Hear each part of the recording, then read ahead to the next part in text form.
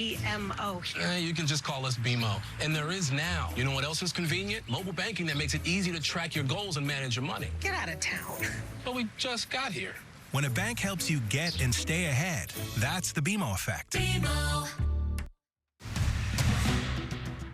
Now on the KTLA Morning News at 9, a troubling trend leaving some places around Los Angeles in the dark, including the 6th Street Bridge. What's being done to try and solve the issue? A U.S. military base caught off guard by a massive rogue wave where this happened. And nominations have been announced for the film industry's top honors. Some major names left out of key races, however, history being made in others. Everything Oscars just ahead.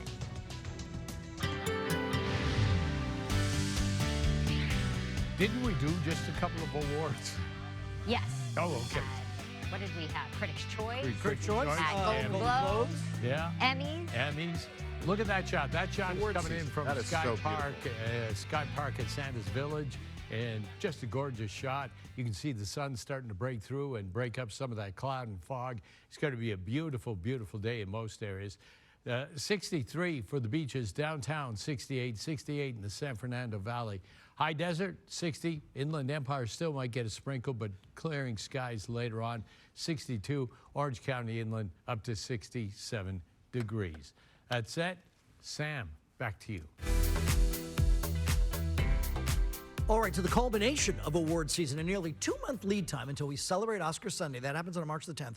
Plenty of reasons to celebrate this morning. 96th batch of Oscar nominations for Best Picture. Here we go. I think the Best Picture of the year. American Fiction leads the list, followed by Anatomy of a Fall, Barbie, The Holdovers, Killers of the Flower Moon, Maestro, Oppenheimer, Past Lives, Poor Things, and The Zone of Interest. Now, this has never happened before. 3 of those Best Picture nominees are directed by women, Anatomy of a Fall, Barbie, and Past Lives. Not on that list, Emerald Fennell Saltburn with Jacob Elordi and Barry Keoghan, film completely shut out. Others left out of the Best Picture race. People felt that May December maybe had a chance, or The Color Purple. Color Purple, however, did not walk away empty-handed. Your nominees now for Best Supporting Actress.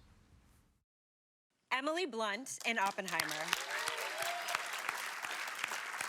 Danielle Brooks in The Color Purple. America Ferrera in Barbie. Jodie Foster in Nyad. And Da'Vine Joy Randall in The Holdovers. Both America Ferrera and Jodie Foster, somewhat surprise additions. Danielle Brooks joined us on the set to talk about award season, how the whole thing has been a dream come true. Sophia, the character that I play, has taught me how to be strong, how to fight. But now what I'm learning, and how to own my power. But at the time, it was just so much going on that it was hard for me to be that person that I was playing. And now in the movie, I'm getting to own my power, own my strength because of playing her. To leading ladies, your nominees for Best Actress. Annette Bening in Nyad. Lily Gladstone in Killers of the Flower Moon. Sandra Julia in Anatomy of a Fall. Carey Mulligan in Maestro. And Emma Stone in Poor Things. Super competitive field there. Annette Bening for Nyad makes the cut. Margot Robbie for Barbie did not. Margot is nominated, Oscar nomination as a producer for Barbie, to your fella's leading actor. Bradley Cooper in Maestro. Coleman Domingo in Rustin. Paul Giamatti in The Holdovers. Cillian Murphy in Oppenheimer. And Jeffrey Wright in American Fiction. Leonardo DiCaprio's name is not there for Killers of the Flower Moon. Of course, Martin Scorsese a nominee, Robert De Niro a nominee, Lily Gladstone a nominee, but not Leo there. Our pal Coleman Domingo, who joined us on the set a few weeks ago, he is included this morning. Coleman joining us live later this morning, but here he was on our set a few weeks ago. All this award stuff. Yeah. What's that like? Man, it's fun. It's fun. It's great. You know, you do your work for a long time, and a lot of times you don't get noticed. But then those times when you get lots of notice, and it's awesome. I won't sit here and think, oh, it doesn't matter. It does matter because people are responding to your work, and it's so beautiful. And I just want to be present every step of the way. It's not about winning. I think it's about being at the table and being in the rooms. And so I'm there. I'm going to have a good time. I'm going to hug on people. I'm going to wear something sharp and have a really good time because these moments are, you know, symbolic moments in an artist's journey, and I don't want to miss it. He is at the table. He is in the room. And don't you think, what will he wear? Yes. That's something good. Yeah. Fashion He's going to has wear been something really good. Nominees for Best Director this morning. Justine Triet, Anatomy of a Fall. Martin Scorsese, Killers of the Flower Moon. Christopher Nolan, Oppenheimer. Yorgos Lanthimos, Poor Things. And Jonathan Glazer, The Zone of Interest. Pundits this morning are talking about who is not on that list. Barbie was nominated for Best Picture, but its director, Greta Gerwig, was not.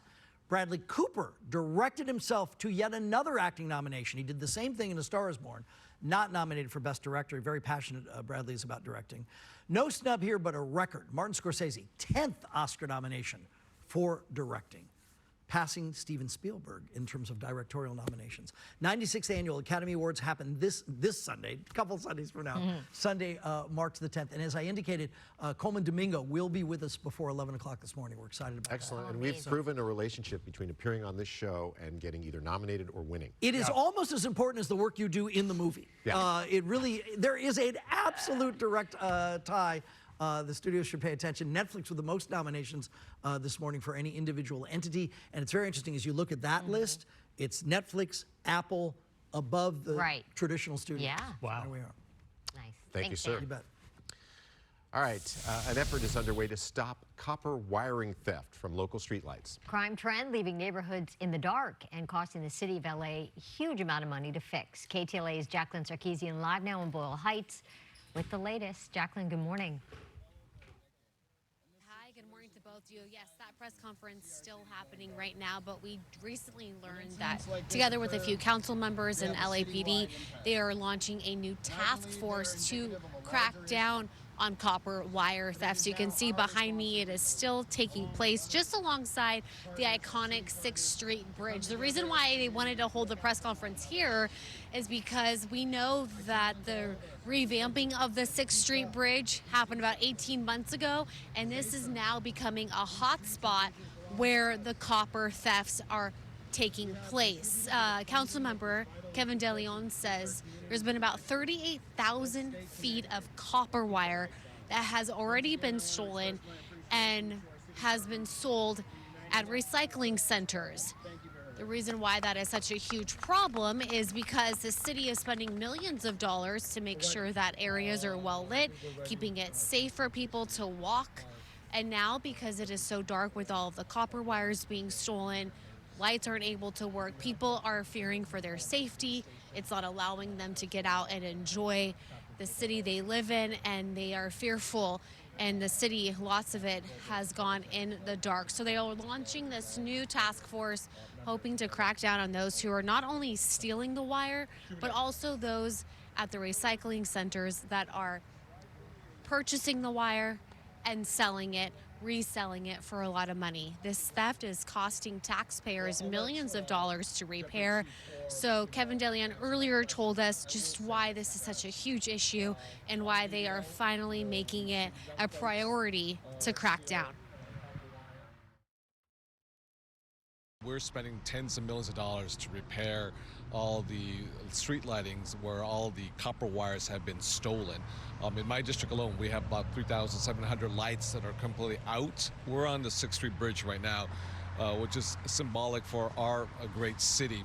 cost us more than $500 million, and half of the bridge is completely dark because these thieves have broken into the metal panels. I mean, they're not using screwdrivers, they're using hand saws and pulling out all the cable. It's costing us tens of millions of dollars, and many neighborhoods are completely dark because of it.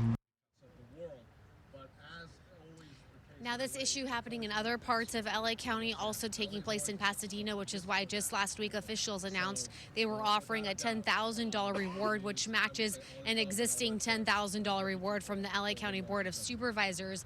In terms of what the reward is here for this new task force, city leaders say they're still hashing out the details. They're bringing this motion forward during today's city council meeting, and then hopefully soon we'll get back to us in terms of how much the reward will be as well. We'll have much more coming up in the later hours. Reporting live from Boyle Heights, Jacqueline Sarkeesian, KTLA 5 News.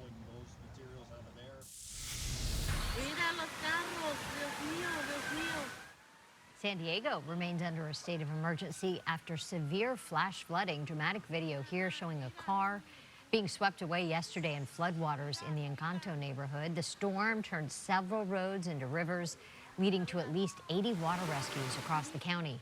Several roads and schools were closed early due to heavy flooding. First responders are urging locals to stay off the streets until the water recedes. Keep the door closed. Whoa! Whoa!